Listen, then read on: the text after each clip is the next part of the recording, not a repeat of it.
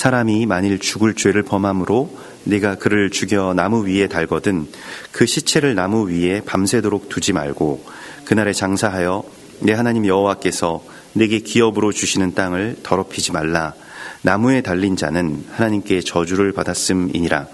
내 형제의 소나 양이 길 잃은 것을 보거든 못 본 채 하지 말고 너는 반드시 그것을 끌어다가 내 형제에게 돌릴 것이요 내 형제가 내게서 멀거나 또는 내가 그를 알지 못하거든 그 짐승을 내 집으로 끌고 가서 내 형제가 찾기까지 내게 두었다가 그에게 돌려줄지니 낙이라도 그리하고 의복이라도 그리하고 형제가 잃어버린 어떤 것이든지 내가 얻거든 다 그리하고 못 본 채 하지 말 것이며 내 형제의 낙이나 소가 길에 넘어진 것을 보거든 못 본 채 하지 말고 너는 반드시 형제를 도와 그것들을 일으킬지니라.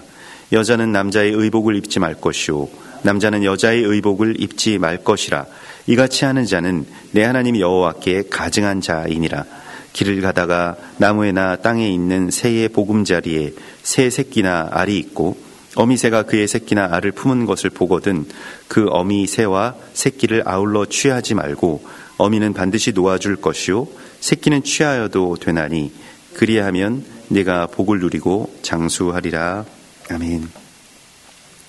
이번 주에 이 키테째의 말씀을 통해서 하나님께서는 우리가 영적 전쟁 혹은 실제의 전쟁 가운데 나아가기 직전에 있는 주의 군사들에게 우선적으로 나아가서 해야 될 일에 대해서 말씀을 하시고 있습니다. 그것은 일반적으로 전쟁에 나아가는 병사들을 독려하는 지휘관의 훈시와는 좀 굉장히 많은 차이가 있는 그러한 말씀들을 주시죠. 그래서 어쩌면 정복 전쟁, 가나안 땅을 정복하기 위해서 나아가는 군대에게 그 땅에 나아가서 또 그 전쟁 가운데서 그들을 사로잡은 이후에 그 전쟁 포로 가운데 아름다운 여인과 결혼을 하게 될 때의 이야기부터 이제 시작이 되는 무엇인가 좀 다른 어떠한 것을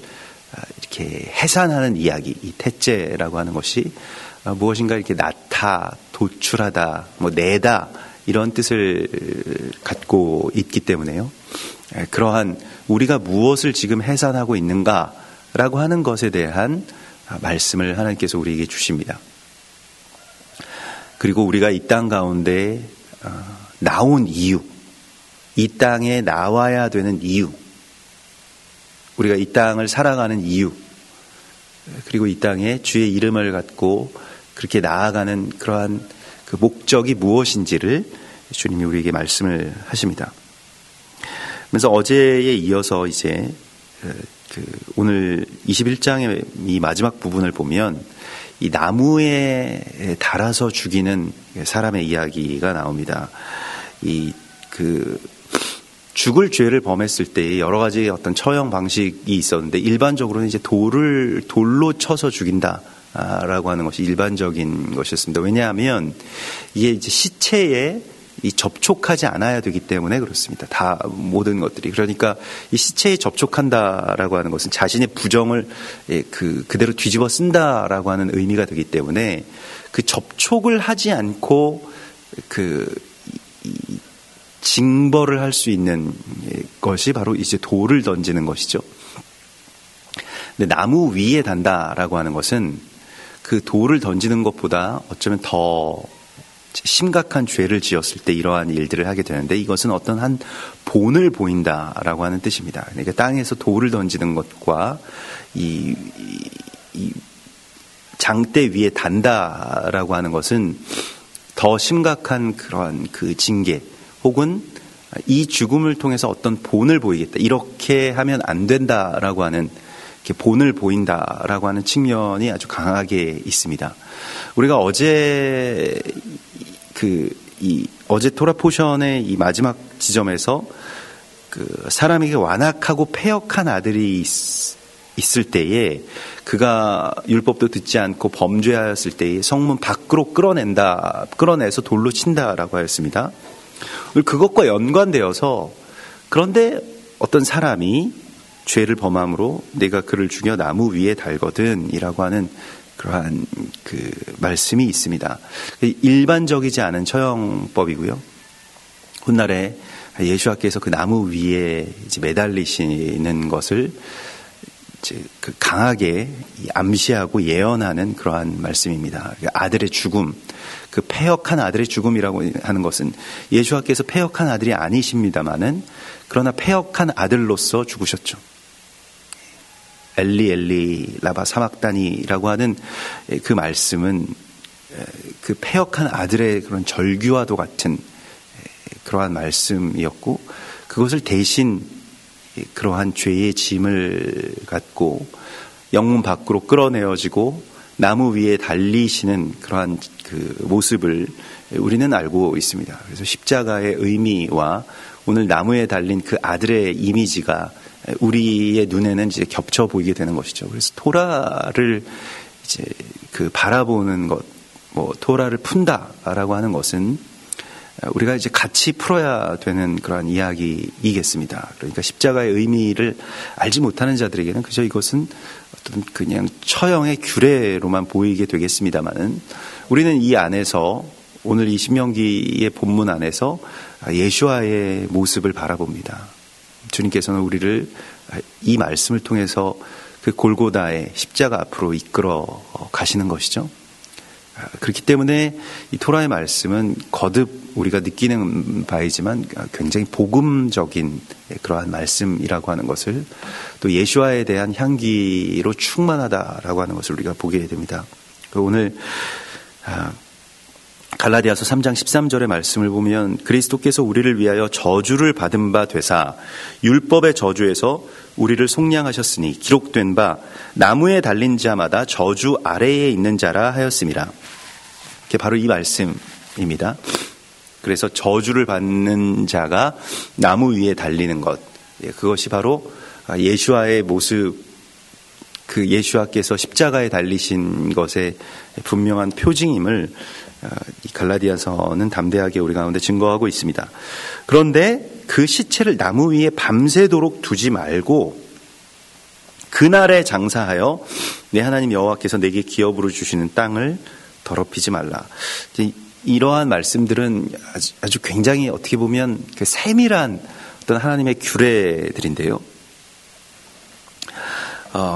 그런데 이 십자가의 이 형이 그냥 거기에서 이제 그 시체를 처리하는 데에까지 이제 하나님 말씀을 하시는데, 훗날에 이제 예수께서 이 처형을 당하시고 십자가형을 당하신 이후에 아리마대 사람 아리마대 요셉이 그 당일에 이 시체를 가져다가 그 자신의 어떤 말하자면 그 관직이든 아니면 자신이 처벌받을 것이든 이런 것을 다 건 것이죠. 그래서 그 빌라도에게 가서 예수의 시체를 가져가기를 이제 구하고, 그래서 그의 허락을 받아내서 장사를 하는 모습을 이렇게 보게 되는데요. 그 날에 그를 장사하라. 그래서 만일 장사하지 않으면 여기서 땅이 더럽혀진다라고 이렇게 말씀을 하고 있는데요. 이 장사함이라고 하는 것은 죽음의 확정이자 또한 부활의 소망을 선포하는 행위이기도 합니다. 이게 무엇이냐면 아리마대 사람 요셉도 니고데모와 함께 모략과 침향 섞은 것을 100리트라쯤 가지고 와서 이제 장사를 하게 되죠. 장사의 의미라고 하는 것은 그 죽음이라고 하는 것이 이제 끝이라고 한다면 장사를 할 필요가 별로 없습니다.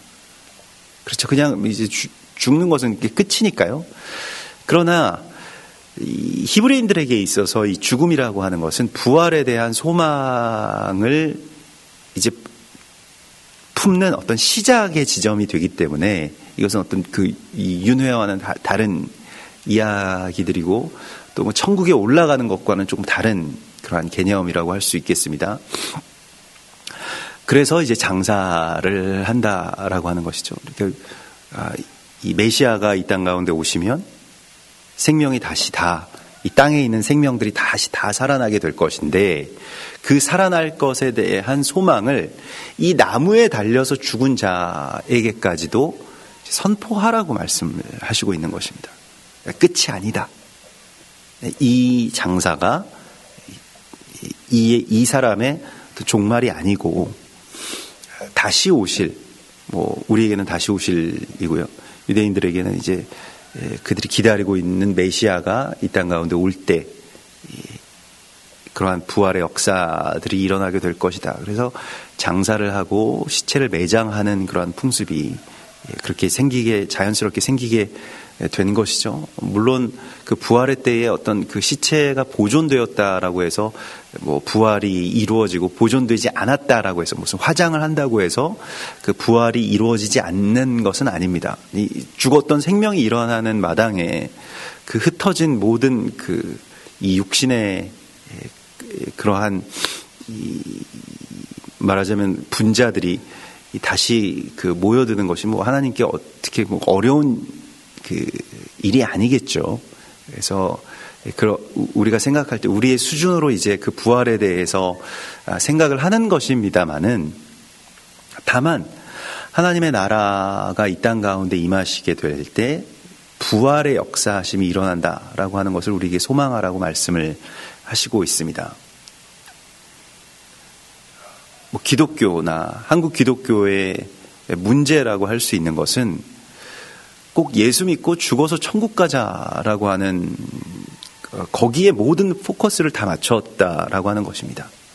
예수님이 다시 오시는 것은 별로 이렇게 상관이 없어요. 왜냐하면 죽어서 천국 가면 그만이니까 예수님이 이 땅에 오시든 말든 나는 이 세상에 별로 상관이 없고 하늘나라에 가서 편안하게 아무런 어떤 고통 없이 영원히 살겠다라고 하는 그런 내세적 천국관을 가지고 계속 그렇게 사람들과 함께 나누고 가르쳤다라고 하는 것입니다. 이 굉장히 잘못된 어떻게 보면 하나님 나라에 대한 그러한 관념이라고 할 수 있겠죠. 주님이 다시 오시는 것에 대해서 소망하지 않는 교회에는 이미 생명을 잃은 것입니다. 부활에 대한 그 소망을 실제 지금 우리의 삶 가운데 새기지 않는 그러한 신앙은 완전히 패역한 어떤 부활 신앙이라고 할 수 있겠습니다. 부활은 지금 우리가 그리스도 예수와의 생명을 살아가는 것이죠. 그래서 나무에 달린 자는 하나님께 저주를 받았음이니라 라고 하는 이 말씀이 바로 예수와께서 모든 저주를 자신의 몸에 짊어지시고 나무에 달리셔서 우리를 속량하신 그 이야기와 곧바로 우리는 연결이 되게 됩니다. 그리고 그 저주의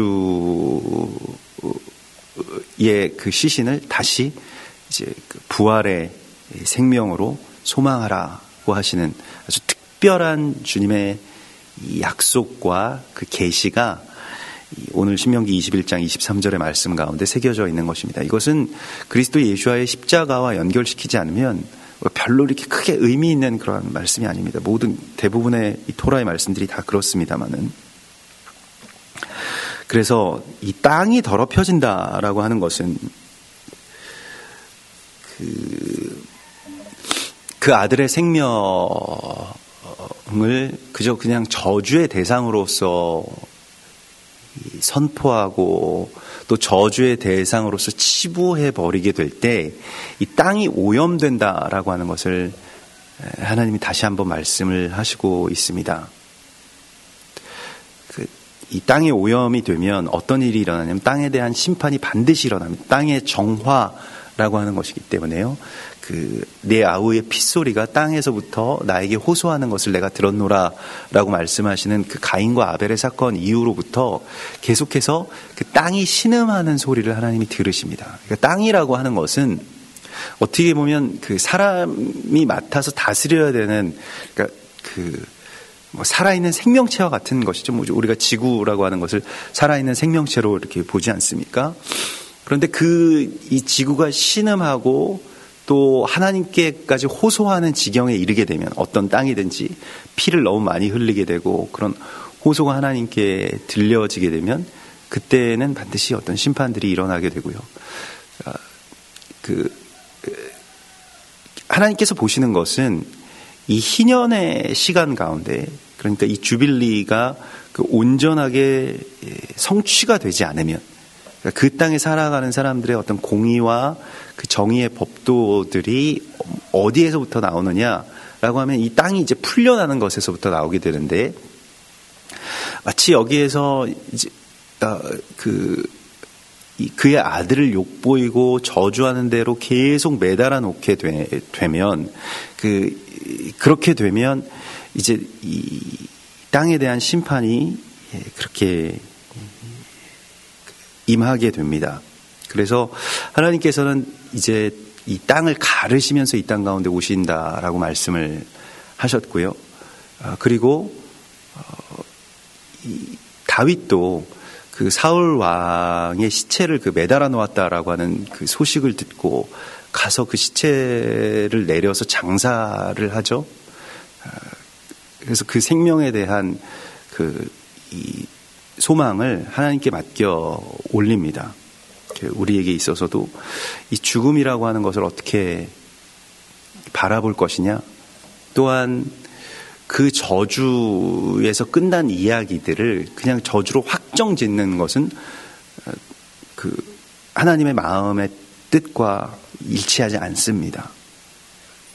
때로 어떤 저주의 이 대상이 유대인들에게 있어서도 십자가의 처형으로 말미암는 그 랍비 예슈아의 죽음이라고 하는 것은 그냥 어떤 한 랍비의 실패 정도로만 이렇게 치부될 수 있는 그러한 사건이었습니다만은 그 안에 새겨져 있는 하나님의 이 아주 놀라운 이 감춰져 있는 구원의 진리들을 보지 못한 것이죠. 그것은 그것 또한 하나님의 섭리입니다마는, 그래서 우리가 정말 겸손해야 되는 것이 어떤 죽음, 어떤 저주에 대한 확정은 하나님께로 올려드리는 것입니다. 이것이 나무에 달린 그 시체를 장사하라 라고 하는 것입니다. 이 장사라고 하는 것은 우리가 예수야의 장사를 보아도 알 수 있듯이 그 장사, 그 시체에 대한 사랑이 있어야 장사를 하지 않겠습니까? 그 사람에 대한, 그 시체가 아니라 그 시체 그 이전에 그 생명에 대한 어떻게 보면 이 마지막 그 애정이 거두어지지 않아야 장사를 할 수가 있게 되는 것인데요. 그래서 이 시체에 이 욕을 보인다라고 하는 것이 이 고대로부터 지금도 그 시신을 어떻게 이제 이 처리하느냐를 또 가지고 또 여러 가지 어떤 논란들이 있을 수 있겠습니다. 근데 그래서 하나님께서는 그 기업으로 주시는 땅을 더럽히지 않는 것이 나무에 달린 자를 장사하는 것이다 라고 그렇게 말씀을 하시면서, 이것은 감춰져 있는 그런 진리이지만 우리에게는 열려있는 진리이죠.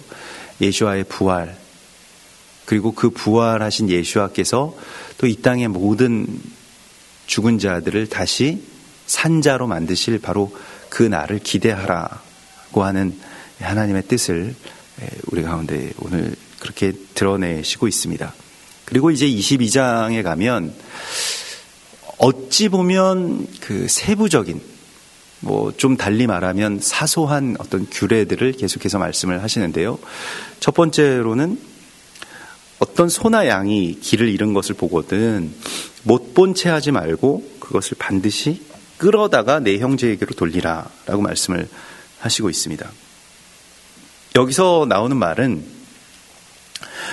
형제의 일에 대하여서 못 본 채 하지 말라라고 하는 것이 핵심입니다. 우리는 이러한 일들에 내가 괜히 말려들고 싶지 않고 그것보다 나의 일이 더 중요하기 때문에 외면하고 못 본 채 하는 것이 우리의 삶 가운데 있어서의 일반적인 그러한 이야기들입니다. 괜히 연결되고 싶지 않고 괜히 그 안에 참여하고 싶지 않은 것이죠. 그런데 그 소나 양이 길 잃은 것을 보거든 반드시 그것을 끌어다가 형제에게로 돌릴 것이다 라고 그렇게 말씀을 하고 있습니다. 그래서 그에게 돌리는 것은 낙이라도 그러하고 의복이라도 그리하고 어떤 것이든지 내가 얻거든 다 그리하고 못 본체하지 말 것이다 라고 그렇게 말씀을 하시고 있습니다. 누가복음 15장 8절에 보면 어떤 여자가 10드라크마가 있는데 하나를 잃으면 등불을 켜고 집을 쓸며 찾아내기까지 부지런히 찾지 아니하겠느냐. 또 찾아낸 즉 벗과 이웃을 불러 모으고 말하되 나와 함께 즐기자. 잃은 드라크마를 찾아내었노라. 이렇게 말씀을 하고 있는데요. 그래서 그냥 찾아서 자기 혼자 즐거운 것이 아니라 찾아서 함께 즐거움을 누리는 자가 되라고 주님이 말씀을 하시는데 잃어버린 것을 찾아주는 자가 되라고 말씀을 하시고 있습니다. 오늘 주님께서 우리 가운데 강력하게 말씀하시는 것은 우리가 소나 양이 길 잃은 것을 보기까지는 우리가 어딘가를 나와서 이제 돌아다니게 되는 그러한 일들이 있겠습니다. 그런데 그 이유가 내가 처음에 나온 이 목적이 아니라 무슨 다른 볼일, 다른 일을 위해서 이렇게 나아가다가도 잃은 형제의 소와 양을 보거든 그것을 끌어다가 그에게 돌려주는 그러한 사명이 있음을 깨달으라고 주님께서 말씀을 하시는 것입니다. 우리가 이 세상 가운데 나온 이유가 무엇인지를 주님이 우리에게 말씀을 하시는데요. 우린 돈을 많이 벌기 위해서 이 세상에 나온 것은 아닙니다. 성공의 기준이 각기 다를 수 있겠습니다만은 흔히 말하는 어떤 세상의 성공을 위해서 이 세상에 나온 것이 아닙니다. 왜 나왔느냐? 왜 하나님께서 우리를 이 세상에 나오게 하셨는가? 파송하셨는가? 보내셨는가?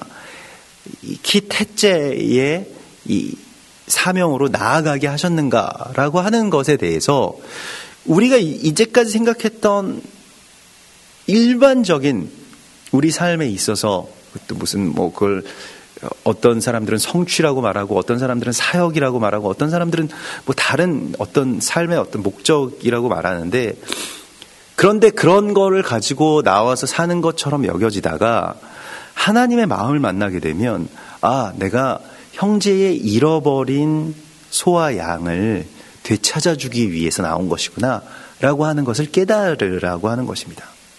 이것이 진정한 사명에 대한 각성인데 세상 사람들이 생각하고 있는 이 세상에 나온 목적과는 많이 다른 이야기라고 하는 것입니다. 아니, 전쟁터에 나간 사람이 전쟁터에서 내가 꼭 어떤 포로를 사로잡아가지고 그 여자랑 결혼해야지 이런 생각을 한다라고 하는 것이 일반적으로는 약간 정신이 좀 이상하지 않을까? 이런 생각까지 들 정도의 이야기가 하나님께서는 지금 나아가자마자 해야 되는 일의 첫 번째로 말씀을 하고 있는 것입니다.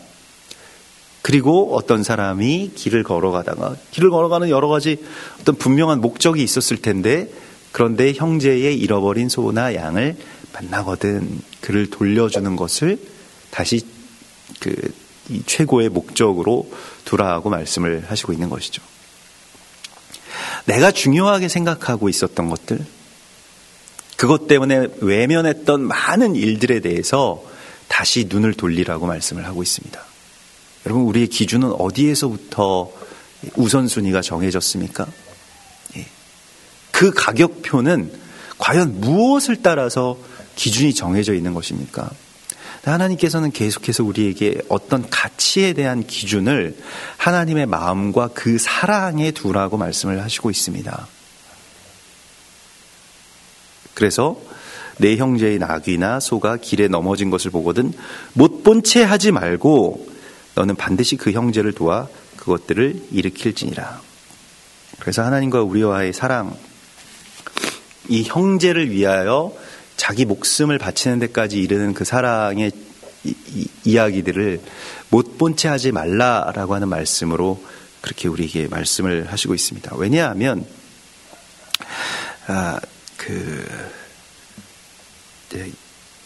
결국에는 이 형제 사랑이라고 하는 것이 우리가 이 세상 가운데 나와서 이 일을 하는 목적이기 때문에 그렇습니다. 그러면 많은 선교사님들이 최근에는 이제 뭔가 어떤 취업이나 뭐 잡을 가지고 이제 일을 하면서 선교를 하시지 않습니까? 근데 그 일을 해서 돈을 벌기 위해서 일을 하는 것이 아니라 선교를 하기 위해서 일을 하지 않습니까? 사실은 이 순서가 맞는 것인데요. 우리가 꼭 선교사님들 뿐만이 아니라 우리가 이 세상 가운데서 살아가는 모든 우리 뭐 직장인들이나 사업이나 뭐 학교에 다니는 학생들이나 뭐 전업주부나 다 마찬가지로 사랑을 하기 위해서 일을 하는 것이지, 일을 하다가 뭐 남는 뭐 어떤 감정이나 시간이나 뭐 물질이 있으면 그 다음에 뭐 사랑을 하고 구제를 하고 누구를 돕고, 이것이 목적이 아니라고 하는 것을 분명히 주님이 말씀을 하십니다. 전쟁에서 많은 사람을 죽이고 땅을 정복하는 것이 목적이 아니고, 사실은 그곳에 있는 사람들 가운데 한 사람이라도 풀어줄 수 있다면, 내가 그를 아내로 맞이할 수 있는 사랑의 마음까지 다다를 수 있다면 그것이 하나님의 목적이라고 하는 것을 우리에게 주님께서는 깨달으라고 하시는 것이죠. 사소한 이야기일 수 있습니다마는, 못 본 채 하고 넘어갈 수 있는 이야기일 수 있습니다마는, 사랑하는 자들에게만 보이는 그러한 일들을 하라 말씀을 하시고 있습니다. 그리고 또한 이것은 형제 사랑에 대한 말씀이죠. 그 형제, 사실은 이 형제라고 하는 말에는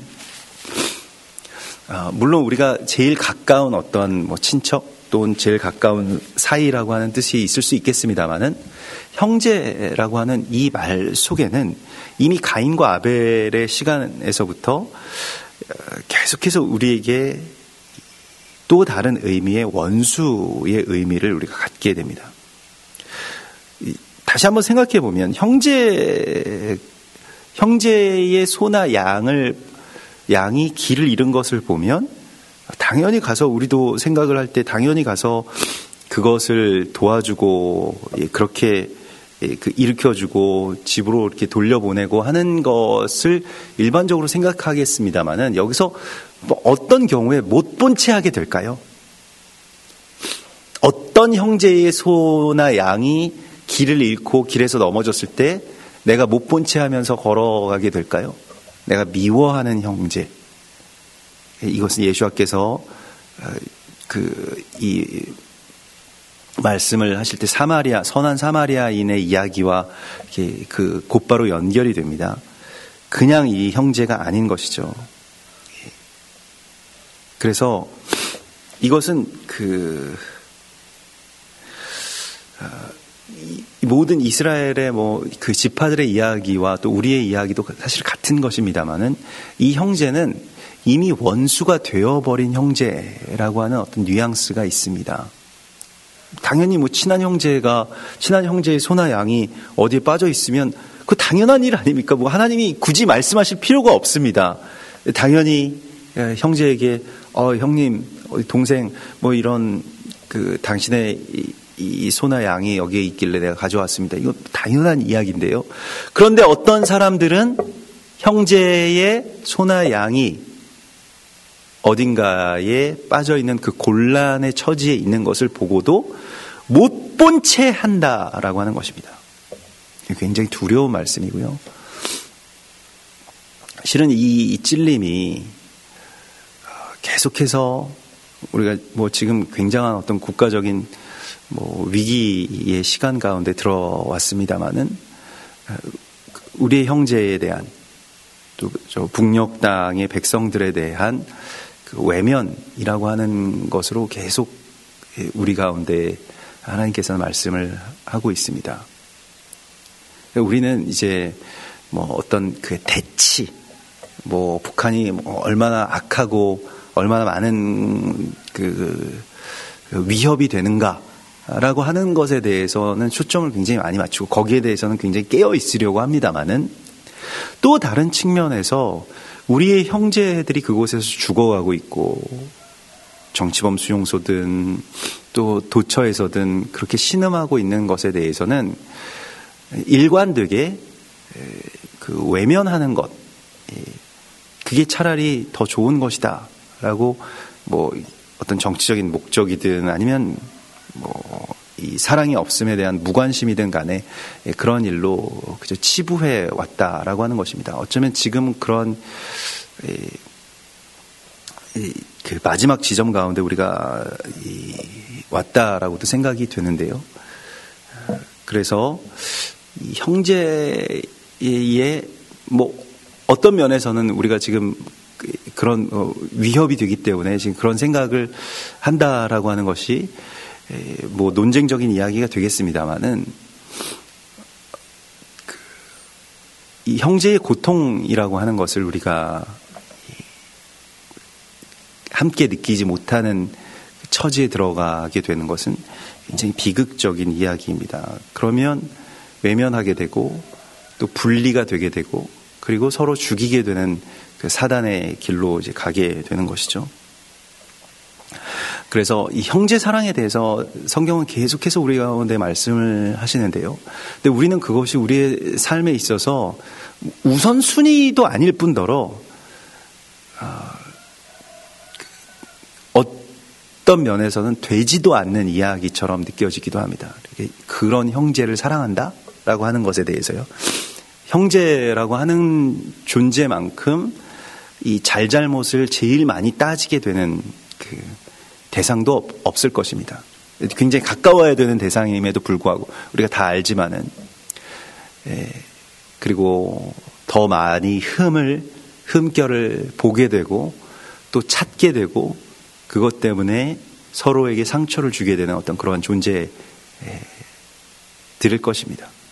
그것이 뭐 가정에서든 아니면 이와 같이 뭐 북한과 남한이라고 하는 이러한 뭐 국가 간의 이야기든 간에 그러한 일들이 우리 안에 일어나고 있죠.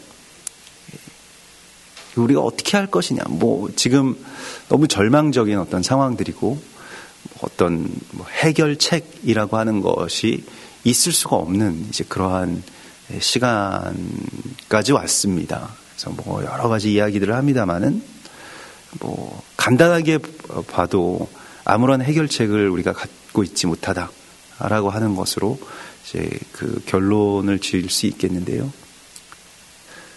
우리는 이제 기도할 수밖에 없겠습니다만은 어제는 뭐 중앙일보에서 예전에 93년도에 그 유대인 랍비인 나흐만이라고 하는 뭐 유대인 이 랍비의 예언까지 이렇게 이 지면에 실었더라고요. 그래서 이 마지막 때의 전쟁, 이 종말 전쟁, 종말 핵 전쟁은 이 시리아도 아니고 리비아도 아니고 뭐 레바논도 아니고 뭐 바벨론도 아니고 그 수올에서부터 온다. 이게 코리아에서부터 온다. 거기서부터 시작된다. 뭐 이렇게 이야기를 하더라고요. 그래서 서울이 수올과 발음이 똑같은 것을 뭐 주목하라. 뭐 이렇게 이야기하면서 굉장히 뭐 아주 강하게 그게 93년도에 예언한 것이기 때문에 그때 북에 핵이 없을 때입니다. 뭐 그러한 예언을 했다라고 하는 것이 다시 새삼 뭐 주목을 받고 있다라고 하는데 유대인들 가운데도 이렇게 뭐 신비주의 랍비들은 뭐 그런 그 예언을 하는 경우가 있습니다. 그래서 그런 예언들이 대부분 다 뭐 이 랍비의 예언이 다 맞았었다. 뭐 이런 뭐 보도까지도 지금 그렇게 있는데 우리가 지금 그러한 현장 가운데 살아가고 있고 아무리 생각해봐도 어떤 답이 있지 않은 그러한 상황 속에 우리가 있습니다. 여기서 어떻게 나아가야 될지, 뭐 누구를 붙들고 의지하고 하소연을 해야 될지 모르는 이때까지 뭐 우리도 뭐 할 수 있는 것들을 다 했을 테니까요. 그러한 처지에 있을 것입니다만 그렇기 때문에 우리가 하나님께 기도하고 또 하나님께 우리의 모든 생명과 안전을 그렇게 간구할 수밖에 없는 그러한 처지입니다. 그것은 어떤 면에서는 좋은 그러한 그 시간 가운데 우리가 왔다라고 할 수 있겠는데요. 뭐 다른 것들이 아닌 이 땅의 이 마지막 지점의 이야기들이 펼쳐지는 시간 속에 우리가 지금 있는 것은 사실입니다. 예수님께서는 그러한 상황 속에서 이 전쟁을 앞두고 있는 이스라엘 백성들 가운데 지금 전쟁터에 나갈 사람들 가운데 여러분 생각해 보십시오. 지금 그 칼과 창과 방패를 들고 전쟁터에 나가서 어떻게 적을 물리칠 것인가, 어디에 가서 어떤 진영을 구축할 것인가, 이런 것을 말씀하시지 않고 계속 가서 형제의 소나 양이 어디에 빠진 것을 보거든 그를 도울지니라 라고 하는 이런 말씀을 주신다라고 하는 것이 우리에게도 이해가 되지 않는 이야기이고, 우리도 지금 우리가 생각하는 중요한 이야기들, 뭐 수소폭탄이 터지면 어떻게 되는가 라고 하는 그러한 이야기들을 우리가 많이 생각을 합니다만, 형제의 소나 양에 대해서 계속 그러한 것들 때문에 그것은 사실은 다 나를 우선시하는 그러한 사고에서 나온, 그러한 우선순위에서 나온 이야기들입니다만은, 하나님께서는 하나님께서 그것을 이루어 가실 것이라고 하는 것에 대한 신뢰를 갖고 우리는 어떻게 사랑할지에 대해서, 어떻게 도울 것인지에 대해서 다시 생각하라고 주님 말씀을 하십니다. 그러면서 더 나아가서는 길을 가다가 나무에 있는 새의 보금자리에 새 새끼나 알이 있고 어미새가 그 새끼나 알을 품은 것을 보거든 어미새와 새끼를 아울러 취하지 말고 어미는 놓아줄 것이요 새끼는 취하여도 되나니 그러면 내가 복을 누리고 장수하리라. 이것도 아주 작은 계명이고 규례이지만 약속이 있는 계명인 것을 보게 됩니다. 복을 누리고 장수하리라. 약속이 있는 첫 계명은 무엇입니까? 내 부모를 공경하라. 그리하면 내가 이 땅에서 복을 누리고 장수하리라고 하는, 이 땅에서 생명이 길리라고 하는 말씀이죠. 이게 오래 산다라고 하는 말씀이 아니고요. 여기에서부터 이제 사랑의 어떤 반전이 일어나는 순간인데, 우리가 이 부모 공경이라고 하는 것은 어떤 예배의 지점, 이 공경이라고 하는 것은 이게 야레를 씁니다. 야레 엘로힘 할 때 하나님을 경외하라 라고 할 때 이 야레라고 하는 것을 쓰는데요. 마찬가지로 부모님에게도 이러한 어떤 이 말씀의 어떤 반전, 감정의 반전들이 일어나게 되는 것인데, 말씀이 삶 속으로 들어가는 어떤 문에 위치하고 있습니다. 그러니까 하나님의 사랑이 나에게 충만하게 임하게 되어서 내 안에서부터 이제 마치 그 샘처럼, 이 물이라고 하는 것은 위에서부터 밑으로 흐르게 되어 있는데, 이 샘이라고 하는 것은 밑에서 위로 이렇게 흘러 넘치는 것을 샘이라고 하지 않습니까? 근데 그렇게 하나님의 사랑이 내 안으로 이렇게 충만하게 들어오다가 내 안에서 이렇게 나아가게 되는, 분출되게 되는 그 지점에 바로 이 야레, 그러니까 이 경외 또는 공경이라고 하는 것에 이제 있습니다. 또 어미와 새끼의 이 새의 이야기, 굉장히 어떻게 보면 사소한 이야기인데, 여기에서 이것을 함께 잡지 말고 어미는 살려주고 새끼는 취하라, 이렇게 말씀을 하시고 있습니다. 보통 일반적으로는 이제 반대로 하기도 할 겁니다. 이제 새끼는 나중에 이제 키워서 잡는다. 우리가 물고기든 아무튼 사냥을 하고 뭘 잡는 분들은 이제 큰 걸 잡고 이제 작은 걸 놓아주기 마련인데, 이것은 반대로 지금 행하라고 말씀을 하시고 있습니다. 굉장히 이제 사소한 일, 아주 디테일한 그 이야기들 속에서 하나님의 법이 우리의 생각과 많이 다르다라고 하는 것을 계속 보여주시고 있습니다. 그래서 그 안에서 하나님의 뜻이 무엇인지를 우리가 알아차리는 일, 그것이 이제 하나님이 우리에게 이렇게 나오게 하시는 그러한 이야기이고, 결국 이 나아간다라고 하는 것은 하나님의 사랑이 우리 안에서부터 이 생수의 강과 같이 발원해서 에덴에서 그렇게 이 내 강이 흘러 동서남북으로 흘러 나아갔던 것과 같은 그 사랑의 이야기들이 우리 안에서부터 흘러 나아가기를 하나님이 우리에게 바라고 또 구하고 계심을 말씀하고 있는 것입니다. 같이 기도하겠습니다. 이 시간 주님 바라보시면서 또 내 안에서 주의 사랑이 흘러나올 수 있게 하셔서 주님의 위로, 또 주님의 용서, 주님의 사랑이 나의 삶의 가장 사소한 부분에서, 또 내가 그저 간과하고 외면하고 넘어갔던 그 지점에서 다시 회복될 수 있게 해달라고 우리 주님 바라시면서 같이 기도하겠습니다. 주여, 주여, 주여 소망하고 주여 경배합니다. 할렐루야. 로코아 바스토아스토아. 주님,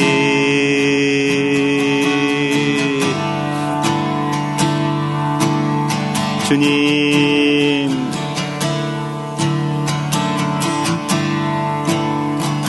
우리를 온전케 하여 주시옵소서. 주여, 우리를 온전케 하여 주시옵소서.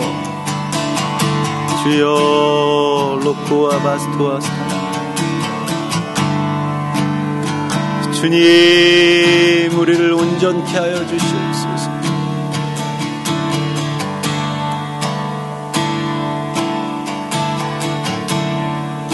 주여, 우리를 불쌍히 여겨 주시옵소서.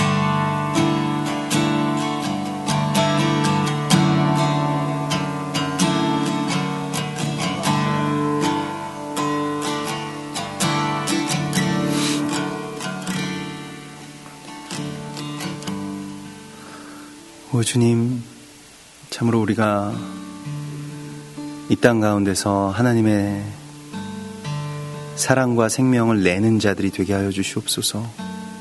그래서 사소한 일이든 큰 일이든 하나님의 사랑이 우리를 통해서 흘러나아가게 하여 주시옵소서. 받는 사랑의 단계에만 머무르지 않게 하시고 어린아이의 일을 버리고 주님과 함께 더욱 뜨겁게 마지막에 사랑할 수 있는 주님의 사람들 되게 하여 주시옵소서. 주여, 우리의 안전을 주님께 맡겨드립니다. 우리의 생명을 주님께 올려드립니다.